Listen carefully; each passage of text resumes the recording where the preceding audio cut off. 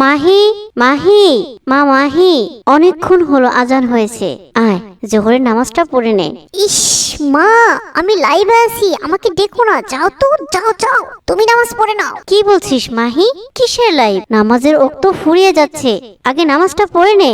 ধ্যাত্তরি মা, আমাকে বিরক্ত করো না, যাও এখান থেকে। আমার বন্ধুরা শুনছে। তুমি জানো না আমার নামাজ পড়তে ভালো লাগে না। তুমি পড়ে নাও, যাও বলছি, যাও।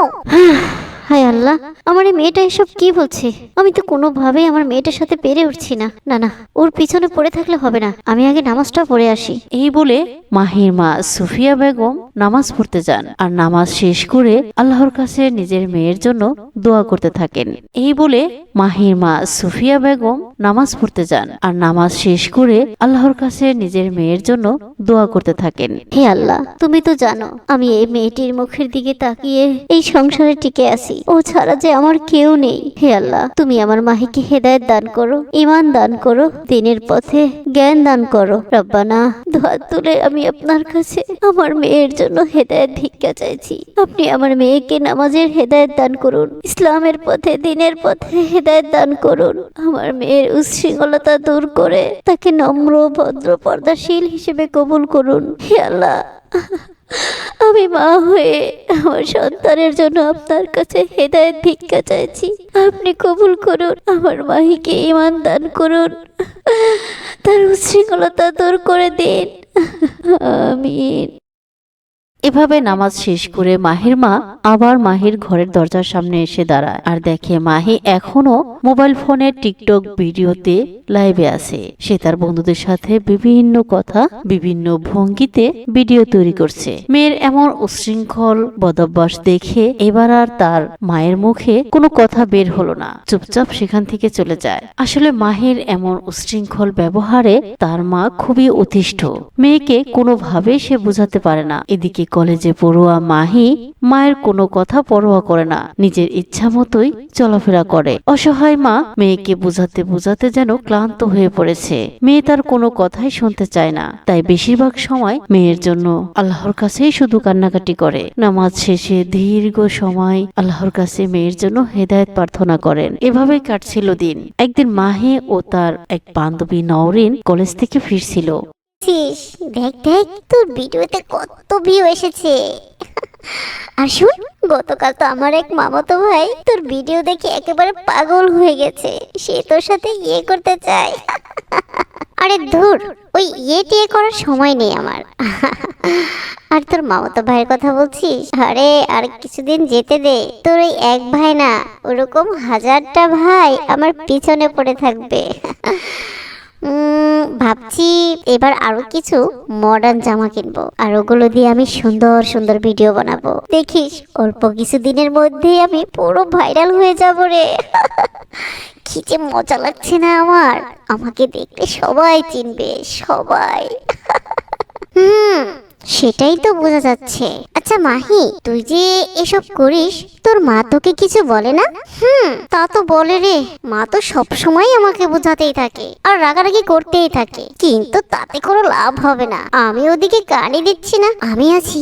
মাহি দাঁড়া, একটু খেয়াল করে দেখ, এই জায়গাটা খুব সুন্দর। তুই এখানে একটা শর্ট ভিডিও বানা, দেখবি খুব ভালো ভিউ হবে। তাই তো, তুই তো একদম ঠিক বলেছিস। তাহলে চল এখানে একটা শর্ট ভিডিও বানিয়ে ফেলি, আর এখানে বসে বসেই আপলোড দিয়ে দেব। কি বলিস? খুব ভালো হবে, তাই না? এভাবে মাহি তার বান্ধবীকে নিয়ে টিকটক ভিডিও বানাতে থাকে। এভাবে অনেকটা সময় পার হয়ে যায়। মাহি বিকেল বেলা বাড়ি ফিরে দেখে তার মা খুব অসুস্থ, বিছানায় শুয়ে আছে।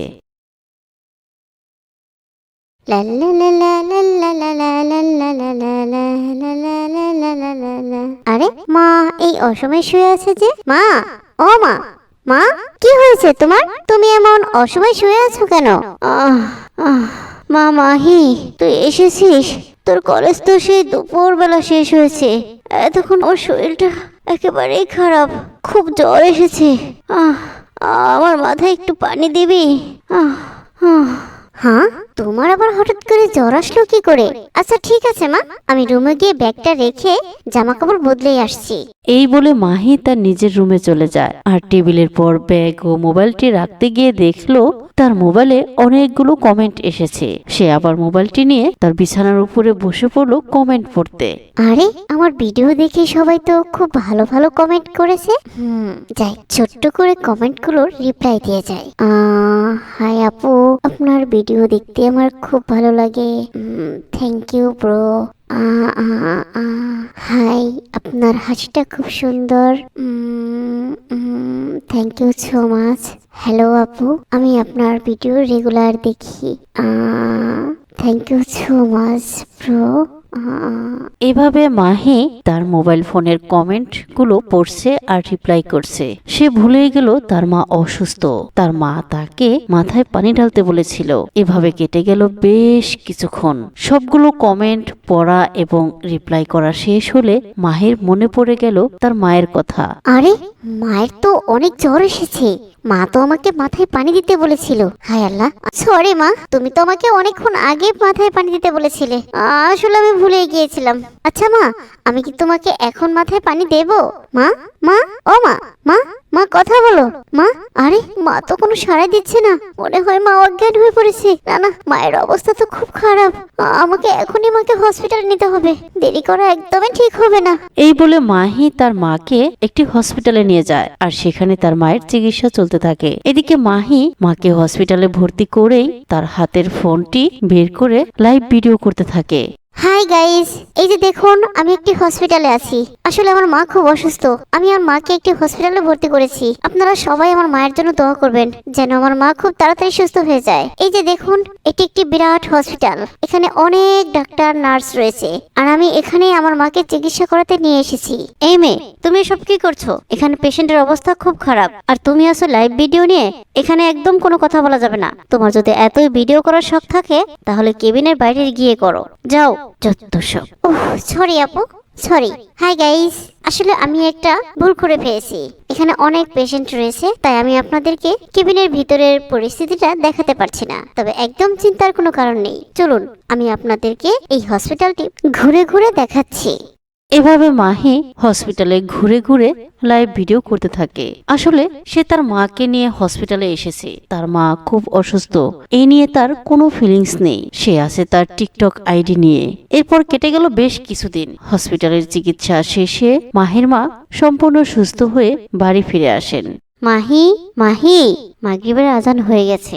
আয় মা, দুজনে একসাথে নামাজটা পড়ে নেই। উফ মা, তুমি আমার মাথাটা আরো গরম করে ফেলেছো। তুমি যাও তো এখান থেকে, তোমার নামাজ তুমি পড়ো, আমাকে বিরক্ত করো না। মা, মাহি, এসব বাদ দে। মানুষ কে কি বললো তা নিয়ে এত ভাবনার কোনো দরকার নেই। তার চেয়ে আল্লাহকে ভয় কর। নামাজের সময় চলে যাচ্ছে, চল নামাজটা পড়ে নেই। এখনো সময় আছে মা, আয়। এসব মোবাইলের ভিডিও ঝেড়ে ফেলে দিয়ে আল্লাহর পথে আয়। তোর বাবা নেই, তুই বড় হয়েছিস। তুই এভাবে চলতে থাকলে লোকে কি বলবে? আমি তোকে নিয়ে সবসময় চিন্তিত থাকি মা। এসব করে কি লাভ বল? কি দরকার আমাদের এসব করার? তার চেয়ে বরং আয় আল্লাহর ইবাদত করি। ইচ্ছাকৃতভাবে যদি কেউ এক ওয়াক্ত নামাজ ছেড়ে দেয় তাহলে যে তাকে সরাসরি জাহান্নামে নিক্ষেপ করা হবে। চল মা, নামাজটা পড়ে নেই।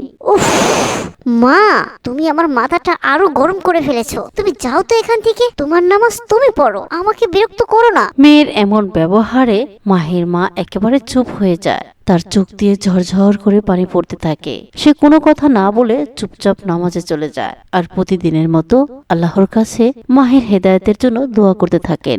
এভাবে চলছিল আরো কয়েকদিন। একদিন মাহি বাড়িতে ছিল না আর তখনই মাহির মা মাহির বড় কাকুকে খবর দিয়ে বাড়িতে আনেন আর নিজের মেয়েকে বিয়ে দিবে বলে তার সাথে পরামর্শ করেন। বৌমা, সবই তো বুঝলাম। মেয়ে যেহেতু তোমার কথা কোনোভাবেই শুনতে চাচ্ছে না, তাহলে এ মেয়েকে বিয়ে দেওয়াটাই ভালো হবে। স্বামীর বাড়িতে গিয়ে হয়তো এরকম অভ্যাস আর থাকবে না। আচ্ছা, তুমি এ নিয়ে কোনো চিন্তা করো না। মাহির বাবা নেই, কাকা হিসেবে আমারও তো কিছু দায়িত্ব রয়ে যায়। আমি ঘটককে বলে ভালো সম্বন্ধ আনার ব্যবস্থা করছি। ঠিক আছে ভাইজান, তাহলে আমিও মাহির মামার সাথে একটু পরামর্শ করে রাখি।